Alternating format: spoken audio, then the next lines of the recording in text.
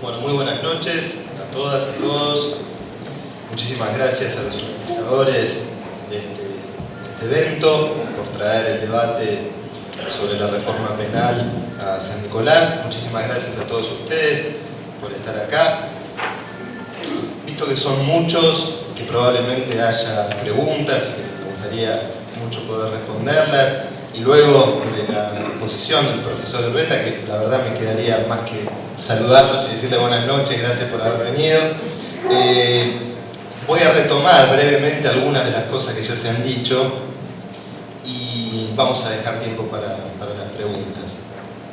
El profesor Urbeta comenzó su análisis tratando de explicando qué es un código, ¿no? Y me parece que ese es el punto de partida. Si hablamos de la reforma del Código Penal, lo primero que tenemos que saber es qué es un código.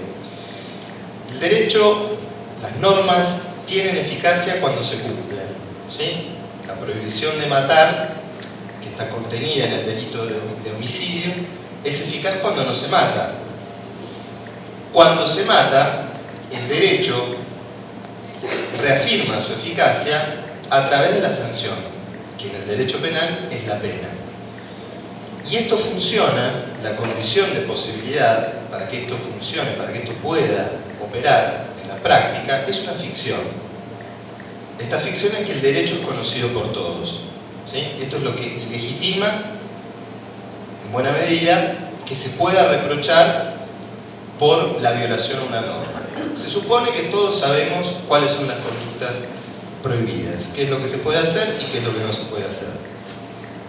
En algún momento, hace poco más de 300 años atrás, los juristas se dieron cuenta de que un modo de garantizar, si se quiere, este conocimiento de las normas era reunirlas en un único cuerpo, ¿sí?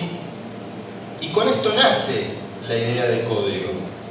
La idea de código no solamente como la mera reunión de las normas de una misma materia en un único libro, en un único cuerpo legislativo, sino que esa reunión de normas, sean civiles, sean penales o de otra índole, en un único texto, tenían necesariamente que reunir otras características, tener otros atributos.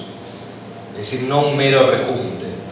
Y esas características, algo ya se ha dicho, son la coherencia interna, la sistematicidad, la proporcionalidad en la respuesta punitiva, en la sanción. Y estas son las características que nuestro Código Penal de 1921 ha ido perdiendo con el correr del tiempo. Podemos pensar un código como un sistema, ¿sí? Podemos hacer la analogía con la computadora. Uno tiene un sistema, una computadora, un sistema informático, sabe que no tiene que agregar ni sacar nada a ese sistema porque si agrega o saca algo puede dejar de funcionar. Si a una computadora le agregamos un procesador más, lo más probable es que se nos queme la computadora.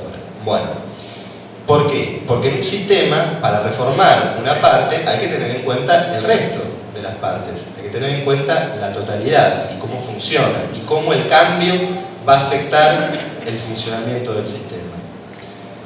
Y esto no se ha hecho. Esto no se ha hecho. Se ha sufrido, el Código Penal ha sufrido, como se dijo, un proceso de descodificación que precisamente lo que hizo fue ir comiendo, ir desgastando estas virtudes, estos atributos que tiene que tener un Código Penal.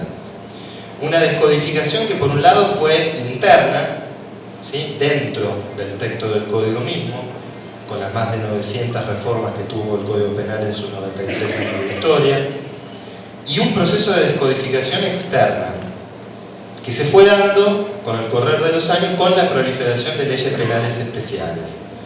Leyes penales especiales que no son solamente las conocidas y las que vienen en todo código cuando lo compramos en una librería, ¿no? Como la ley de estupefacientes o los delitos aduaneros contenidos en el Código Aduanero. Hay tipos penales, normas de contenido punitivo, remisiones al Código Penal en leyes de todo tipo. Una de las últimas comisiones de reforma del Código Penal italiano le encomendó a una comisión de la Universidad de Bolonia hacer el relevamiento de las leyes penales especiales. 2 años le llevó la tarea, simplemente de relevar la legislación penal especial.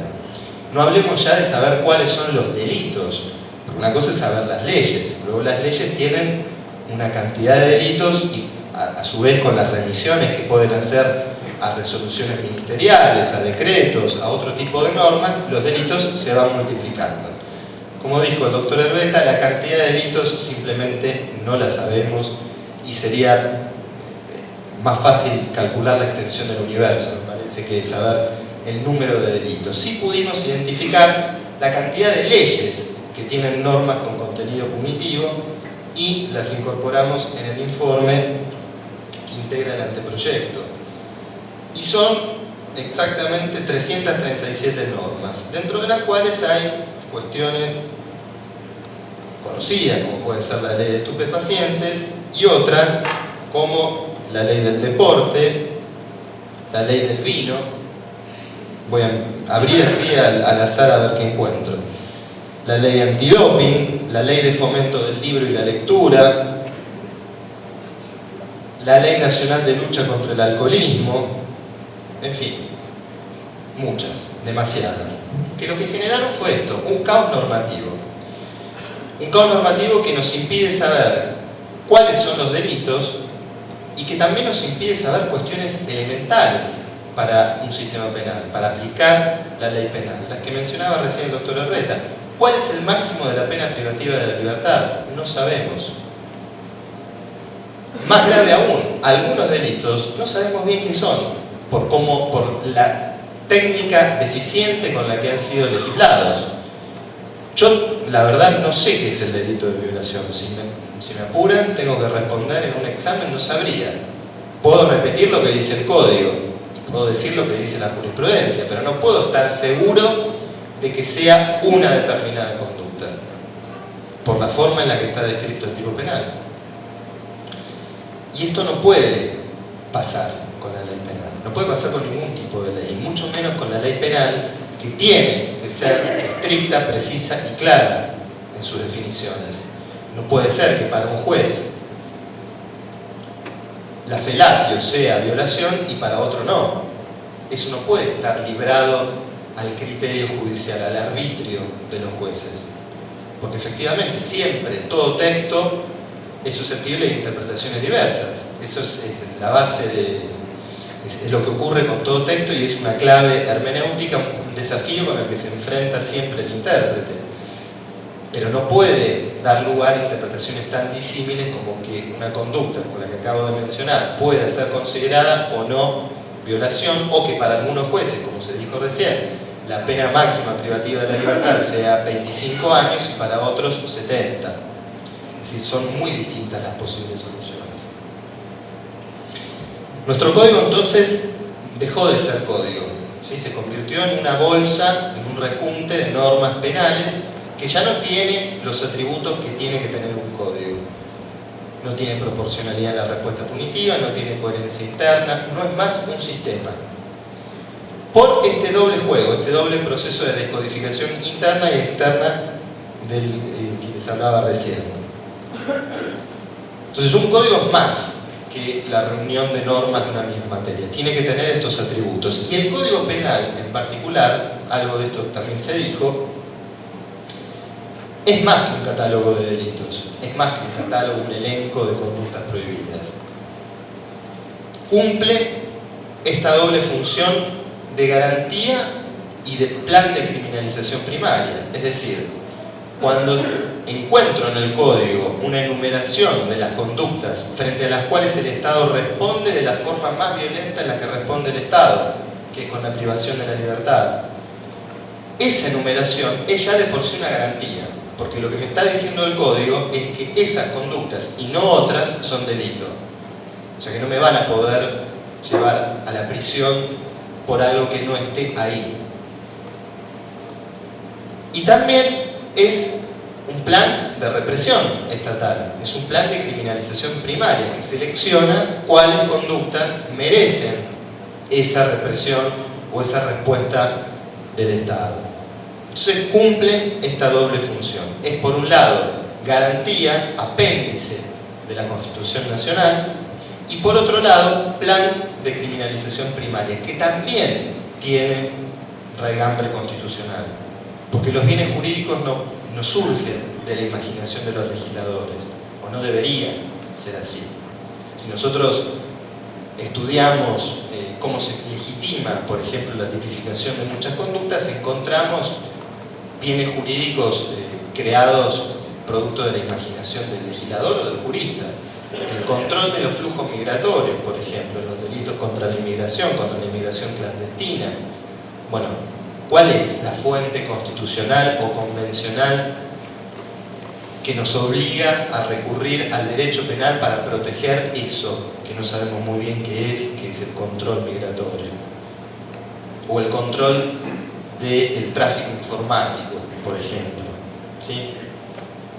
Entonces, también los bienes jurídicos a proteger, a tutelar, tienen que tener una fuente en una norma superior como es la Constitución o como son las convenciones y los tratados de derechos humanos. No puede surgir de la imaginación. La reforma es necesaria, la reforma del Código es necesaria, como se ha recordado, este es el segundo intento desde 2003 que se intenta reformar el Código Penal en forma integral. Ha habido más de una veintena de proyectos de reforma en los 90 años de historia del Código, y el motivo, los objetivos, la necesidad de la reforma ha sido, bueno, en primer lugar, recodificar, como ya se dijo, devolverle a ese texto todas las características sistemáticas que perdió: proporcionalidad de las penas, coherencia interna, etc.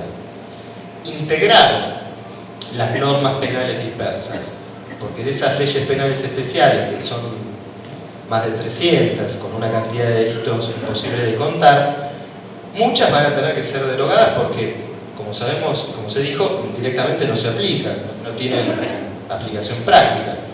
Y otros que sí se aplican, es necesario incorporar al código, no solamente para que, por una cuestión de estética, de reordenar el texto y que quede reunido en un único libro, sino también para que estén reguladas por las mismas disposiciones generales que regulan a todos los delitos.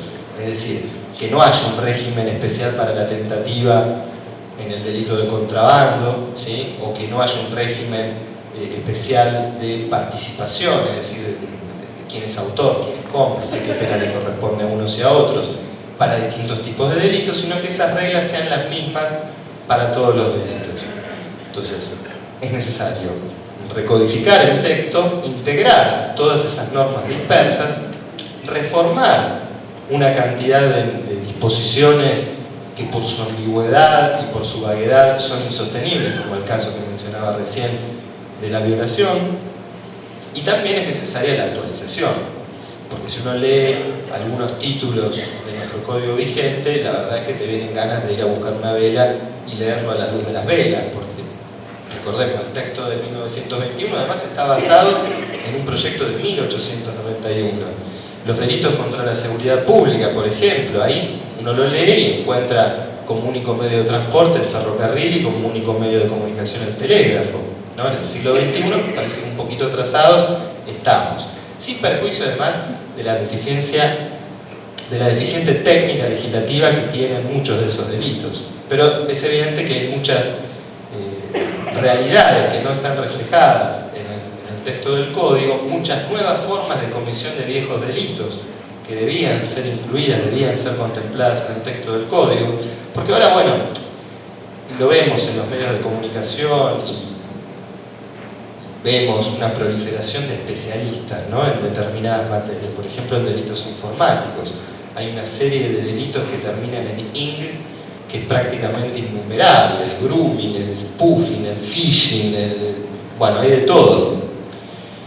Esto genera, bueno, sí, alienta la industria editorial, sin ninguna duda, genera que haya un montón de especialistas que cobran por asesorar empresas, por asesorar al Estado en estas materias, especialistas que viajan por el mundo y que participan en congresos y seminarios y elaboran convenciones, en fin, gente que vive, digamos. Pero más allá de las virtudes que pueda tener todo esto para combatir el desempleo, digamos, lo cierto es que de lo que se trata es de nuevas formas de comisión de viejos delitos. Son nuevas formas de cometer estafas, nuevas formas de cometer hurtos, o nuevas formas de preparar delitos contra la integridad sexual, como en el caso del grooming, que es, como está legislado hoy, es solamente un acto preparatorio.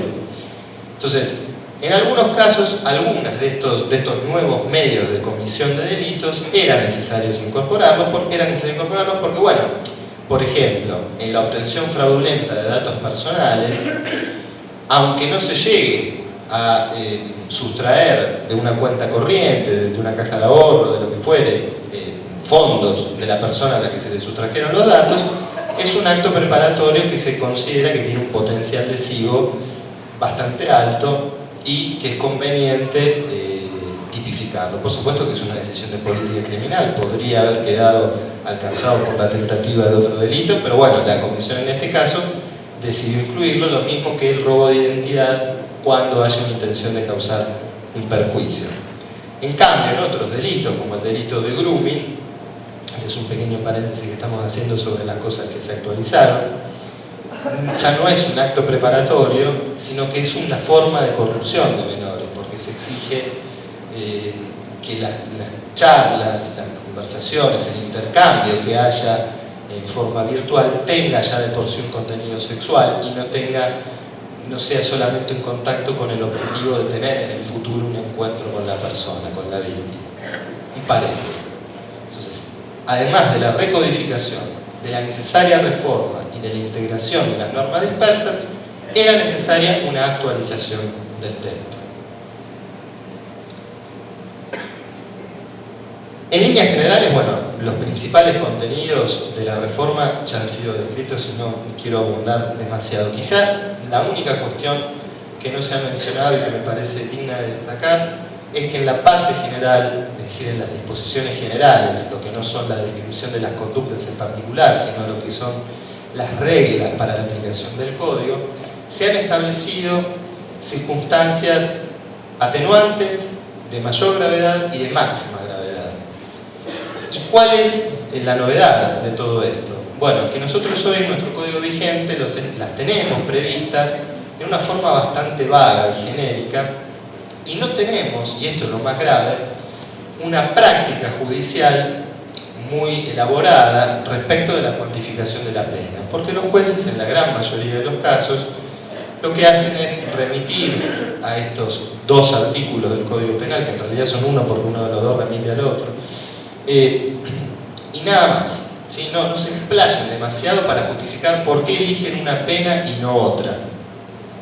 Lo que prevé el anteproyecto que nosotros presentamos es que los jueces van a tener que fundamentar la pena que elijan remitiéndose a alguna de estas circunstancias atenuantes de mayor o de máxima gravedad o a otras que no están ahí expresamente previstas, bajo pena de nulidad de la sentencia. Es decir, si no explican por qué en un homicidio, por ejemplo, aplican 12 años en lugar de 20, o por qué aplican 25 en lugar de 8, esa sentencia es nula. Y esto es un avance muy importante, porque obliga a los jueces a explicarle, no solamente al condenado y a la víctima, a las partes, sino a la sociedad toda, por qué decide aplicar una pena y no otra dentro de las posibilidades que le permitía la escala penal. Este quizá me parece a mí que es uno de los avances más importantes en materia de parte general, y me detuve en este porque no se había mencionado. Las alternativas ya se han mencionado, las penas alternativas, como se dijo, no vienen a reemplazar a la cárcel, son alternativas en realidad a la libertad condicional y a la condenación condicional, es decir, que necesariamente van a implicar no solamente un mayor control de la persona liberada, sino también una mayor asistencia por parte del Estado. Por supuesto que esto va a requerir una estructura que no necesariamente requiera más recursos que los que hoy se emplean, sino una administración y una asignación más inteligente de esos recursos. Y decía una mayor asistencia porque toda vez que se le va a exigir al liberado, por ejemplo, que pague todos los meses una multa reparatoria a la víctima del delito, el Estado va a tener que estar atento a que esa persona haya podido acceder a los medios necesarios, por lo menos para tener un trabajo, aprender un oficio o encontrar la manera, legal por supuesto, de poder cumplir con esa obligación. O si la obligación es aprender un oficio o realizar tareas comunitarias.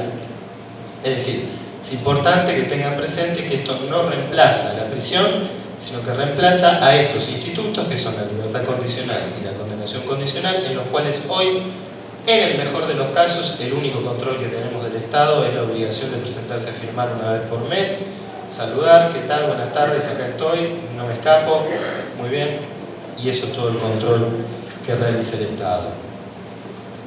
Otra de las novedades es la responsabilidad penal de las personas jurídicas, que si bien está presente en nuestra legislación en algunos delitos, en los delitos aduaneros, en el lavado de activos, entre otros, y que se ha expandido en el último tiempo con algunas reformas recientes del Código Penal, ya incorporada, por cierto, en el anteproyecto de reforma de 2006 y por otros proyectos, incluso por proyectos bastante antiguos de la década del 50 que preveían responsabilidad de los entes de las personas de existencia ideal, se incorpora la responsabilidad de las personas jurídicas.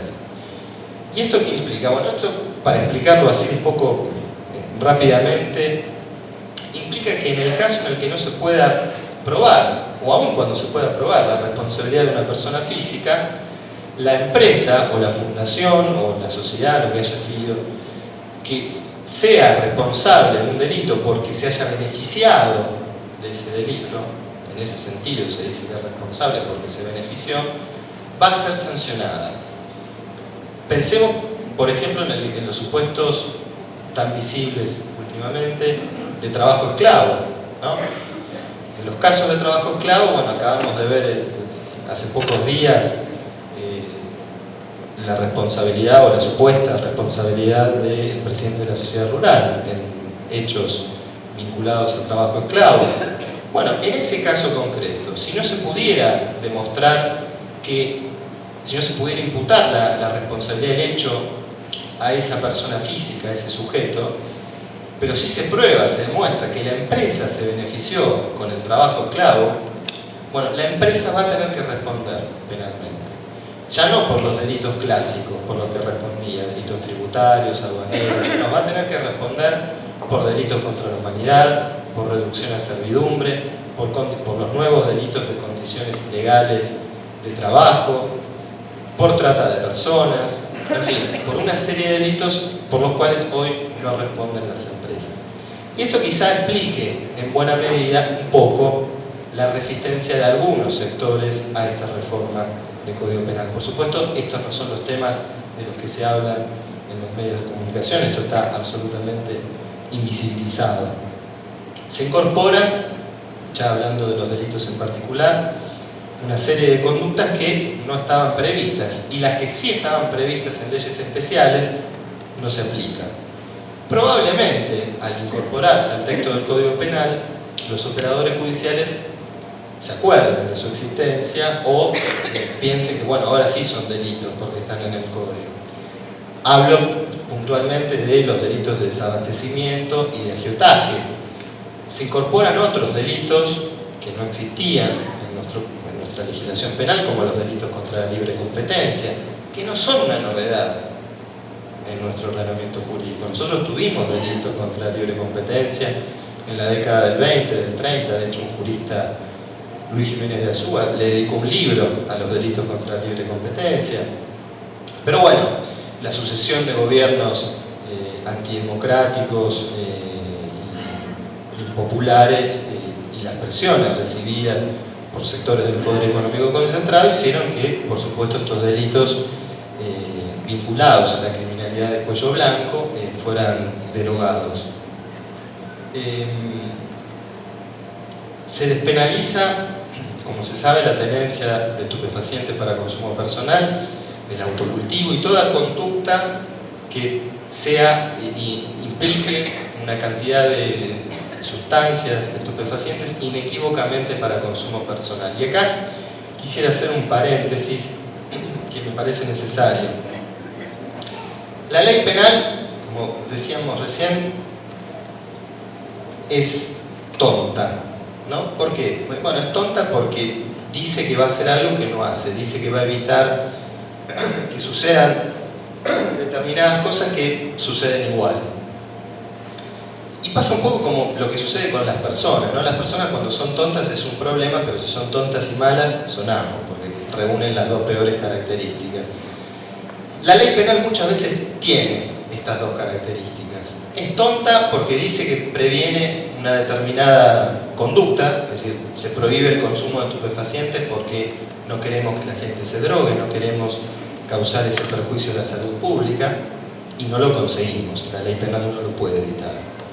Y también es mala porque, además de la prohibición en sí, configura prácticas sociales, configura prácticas de control punitivo, es decir, disciplina a la sociedad.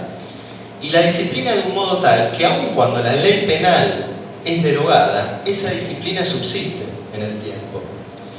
Pensemos, por ejemplo, en el caso de la declaración de no punibilidad del aborto en caso de violación, ¿sí? A pesar de que existe un fallo de la Corte, a pesar de que se han establecido protocolos, esto no funciona en la práctica, en muchísimos lugares.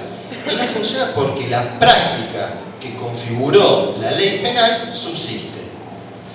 Y a no ser que no haya una previsión legal y una ingeniería institucional que permita deconstruir esas prácticas, es muy difícil que una mera derogación de la ley penal lo haga. Y lo mismo va a pasar, puede pasar con la despenalización de la tenencia de estupefacientes. Es decir, la despenalización en sí no va a impedir que si yo tengo unas plantitas en el balcón, vengan a mi casa, me rompan las plantitas, me rompan el balcón, me rompan la puerta, me rompan mi casa, me rompan todo, y después me pidan disculpas porque era para consumo personal. Eso no lo va a evitar la despenalización. Eso requiere de otro tipo de disposiciones y de previsiones legales y de nuevas prácticas que implican cambios y reformas en las prácticas en sí, no solamente en las normas. Por eso, la ley penal muchas veces hace daño aún después de su derogación. Les dije que quería dejar tiempo para las preguntas, voy a cumplir con mi promesa. Solamente unas palabras respecto de las críticas y los verdaderos objetivos y las verdaderas intenciones que están detrás de estas críticas al anteproyecto de reforma del Código Penal. Desde ya que quienes critican este proyecto, más allá, por supuesto no me refiero a las críticas puntuales y a las críticas constructivas, el proyecto, como toda obra humana, es perfectible, incluso para los que integramos la comisión hay muchas cosas que no nos gustan. ¿Cómo puede ser? Bueno, precisamente porque el texto al que hemos llegado es fruto del consenso. Entonces cada uno llegó a esa comisión con una idea de Código Penal que luego no está reflejada en el resultado final. El resultado final es el fruto del consenso, de la negociación política y de los acuerdos que hubo entre personas con visiones de lo político y de lo jurídico no solamente distintas, sino muchas veces directamente antagónicas. Pero los críticos que hemos visto en este último tiempo, sobre todo desde el 1 de marzo en adelante, critican este proyecto porque lo que quieren verdaderamente es un sistema penal para un modelo excluyente de sociedad. Desde luego que una sociedad excluyente requiere un sistema penal duro, un sistema penal que contenga y que neutralice la conflictividad social, que castigue a los sectores más vulnerables, que el Estado reprima las conductas de aquellos que les tocó perder. Ahora, cuidado, porque esto no implica necesariamente que en los países y en los modelos inclusivos de sociedad necesariamente haya un sistema penal más racional. La prueba es lo que ha sucedido en América Latina con los gobiernos denominados post-neoliberales. Hemos tenido gobiernos y procesos muy claros de ampliación de derechos, de inclusión social, en los que sin embargo la legislación penal ha ido en sentido contrario. Es una legislación penal excluyente, una legislación penal que que tiende a reprimir y a estigmatizar a los sectores más vulnerables de la sociedad, y hablo de países como Ecuador, como Venezuela, como Brasil, como Uruguay, como Chile. Y quizás en ese sentido, este anteproyecto, que sigue en buena medida el trabajo hecho por el anteproyecto, por la comisión que elaboró el anteproyecto de 2006, que retoma también lo mejor de la tradición de nuestro Código Penal de 1921, aporta no solamente racionalidad y devuelve todas estas características de sistema que nuestro Código Penal perdió, sino que también tiende a enviar un mensaje a la sociedad. Y este mensaje es que si continuamos reprimiendo el hurto, por ejemplo, es decir, delitos que cometen personas pobres o con pocos recursos o de sectores marginados, no podemos dejar de sancionar otras conductas que ocasionan un daño mucho mayor a la sociedad y que hasta el momento no reciben ningún tipo de sanción por parte del Estado, como por ejemplo los delitos ambientales. Nosotros no tenemos delitos ambientales, tenemos solamente las disposiciones que están ahí marginalmente en las leyes de residuos industriales y de desechos industriales y de residuos peligrosos, y que tienen una aplicación bastante limitada y que remiten además a definiciones muy precisas de qué es un residuo peligroso, de qué es un desecho industrial. No tenemos un delito de contaminación. Entonces, este es el mensaje. Si se quiere, un mensaje que va en sentido contrario a la selectividad propia del poder punitivo. Esto desde ya no garantiza que luego estas normas no se apliquen en forma selectiva, porque los jueces también hacen una selectividad, las agencias de seguridad, por supuesto, son el principal factor de selección de la clientela del sistema penal, pero al menos desde la criminalización primaria, es decir, desde las leyes, tratamos de emitir un mensaje contraselectivo.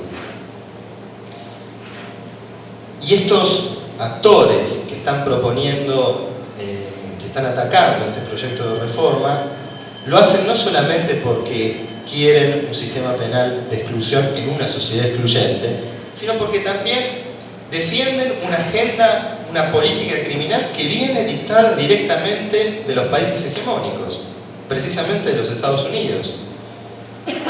Si nosotros vemos cuál es la política criminal global que impera en el mundo, si vemos cuáles son los temas que están investigando, por ejemplo, los principales centros de investigación en materia penal, que por supuesto no eligen sus temas por mera vocación, sino que eligen los temas en función de quién financia las investigaciones.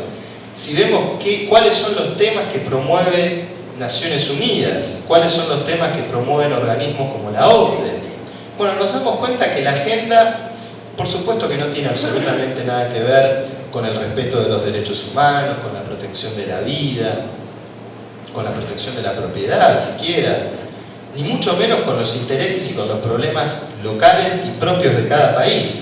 Lo que está en la agenda de la política criminal global son los propios intereses de estos países centrales, ni más ni menos. ¿Y cuáles son?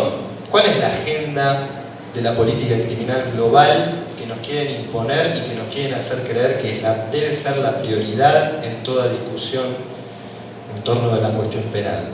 Bueno, históricamente, o al menos en las últimas décadas, fue en primer lugar la guerra contra las drogas, ¿sí? Incluso en la Argentina, por más que nos declaremos independientes en materia de política criminal, la política de drogas está dictada por la DEA. Esto es así. Así es así en la Argentina y es así en todo el mundo. Lo mismo sucede con la guerra contra el terrorismo, otro de los clásicos de la política criminal globalizada. El hecho de que nosotros tengamos un engendro como este agravante genérico que tenemos en el Código Penal respecto de delitos cometidos con una finalidad de atemorizar a las autoridades, de obtener cosas de las autoridades, en fin, una cosa que no se entiende muy bien ni qué es y que lamentablemente se ha aplicado, se está aplicando, es producto también de esta política criminal globalizada que responde a intereses que no son los nuestros. Pero hoy la agenda va mucho más allá de estos dos clásicos, de la guerra contra las drogas y de la guerra contra el terrorismo. Hoy lo que quieren controlar los países hegemónicos es el control de los flujos migratorio, monetario y de la información. ¿Y cómo lo hacen? ¿Cómo proponen que lo hagamos? Bueno, el control del flujo monetario a través de las reglas y de los delitos vinculados al lavado de activos. Es decir, los principales países, los centros mundiales de lavado de dinero son los que nos dicen a nosotros cómo tenemos que sancionar el lavado de dinero. Si fuéramos mal pensados diríamos que en realidad lo que están queriendo hacer es cuidar el negocio. Pero bueno, uno piensa bien y dice, no, en realidad son la policía del mundo, son los garantes de la libertad en el mundo, ¿no? Estamos todos de acuerdo. Esto es el control del flujo monetario. El control del flujo migratorio. La trata de personas es efectivamente un flagelo, como diría la revista Barcelona, ¿no? El flagelo de la droga, bueno, es un problema en serio. Nosotros lo vemos en las provincias argentinas, lo que se hace con las chicas, la explotación sexual. Es algo que hay que combatir y que el Estado argentino lo está haciendo de una forma muy eficaz, con más de 6.000 mujeres que han recuperado su libertad, gracias a las políticas de este gobierno. Pero ese es el camino. El camino es desbaratar la criminalidad organizada, desbaratar la complicidad policial, la complicidad política, como se lo está haciendo. Lo que nos piden que hagamos es otra cosa. Lo que nos piden que hagamos es que criminalicemos el tráfico de personas, el flujo migratorio. Por eso es que hay países, nosotros todavía no lo hemos hecho afortunadamente, porque en esto hemos conservado nuestra soberanía, hay países que han criminalizado la inmigración clandestina, que han establecido como agravante, también agravante genérico para los delitos, el hecho de no tener los papeles en regla. En Italia, por ejemplo, hasta hace muy poco tiempo, si a uno se le había vencido el permiso de residencia y cometía un delito, tenía una pena muchísimo más grave que si tenía el permiso de residencia vigente y conforme a la ley. Bueno, esto es el control de los flujos migratorios. Y el tercer control que nos quieren imponer por la fuerza es el control del flujo de la información. ¿Por qué? Porque hay un interés muy grande en controlar toda la información que circula en el mundo.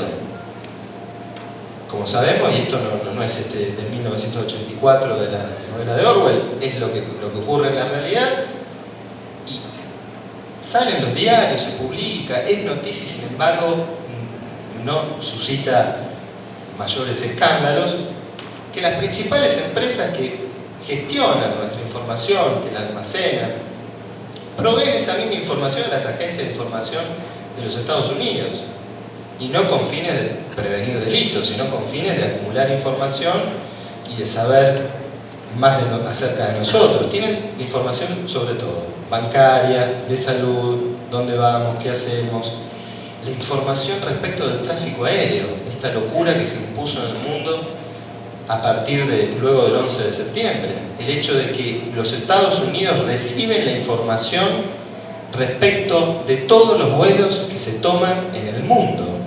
Por supuesto, de la gran mayoría de países que han cedido, que han aceptado ceder esta información. Pero esto es prácticamente la regla general. Es decir, yo subo un avión e inmediatamente se sabe, hay una central en los Estados Unidos que sabe que yo estoy tomando ese vuelo. Y como eso, muchas otras cosas, operaciones bancarias, cosas que se hacen ya sea con el argumento de la guerra contra el terrorismo, pero que también ahora encontraron esta nueva beta, esta nueva excusa de los delitos informáticos, ¿sí? Los delitos contra el flujo de la información, dicen los que legitiman estas cosas.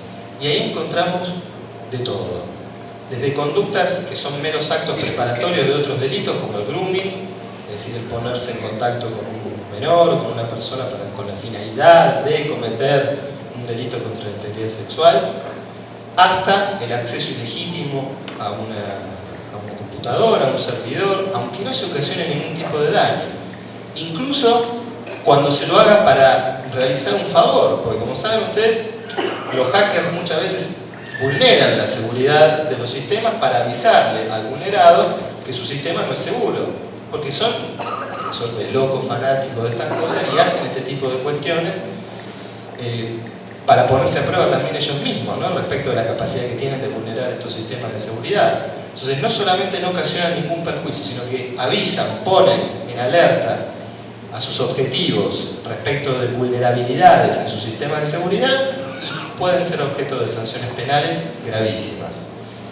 Bueno, esto lo que busca proteger no son ni los derechos individuales, ni la privacidad, ni mucho menos, sino más bien todo lo contrario. Lo que buscan proteger es el control y el dominio en pocas manos de la información de todo el planeta. Entonces, esta es la agenda, esta es la política criminal que nos quieren imponer. Fíjense ustedes qué casualidad que los que se han opuesto a este proyecto de reforma del Código Penal, lo primero que hicieron después de haber ganado las elecciones fue ir a visitar el Departamento de Estado en Washington. Además de ser asiduos visitadores de la embajada. Por eso, para concluir, más allá de la suerte que pueda correr este proyecto, aún en el caso en el que se convierta en el 30º, 40º proyecto de reforma integral del Código Penal que integre el enorme gesto de proyectos de legislación, de reforma del Código Penal que no prosperaron, esto no es lo más grave que pasa, que puede pasar. De hecho, en materia penal hay muchas reformas que son mucho más urgentes y más necesarias que la reforma del Código Penal. La que mencionaba el doctor Arbeta, la reforma de las fuerzas de seguridad es algo que no puede esperar. Es una deuda de la democracia que a 30 años de la recuperación del orden democrático y constitucional no hemos saldado. Hay muchas cosas que habría que hacer.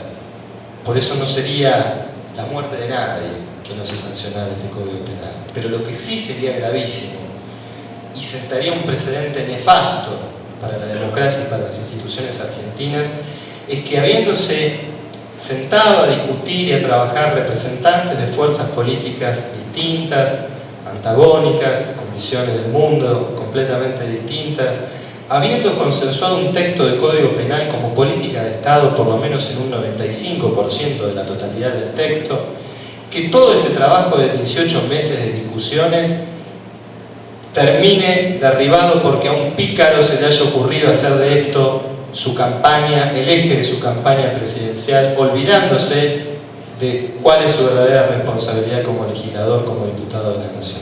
Muchas gracias.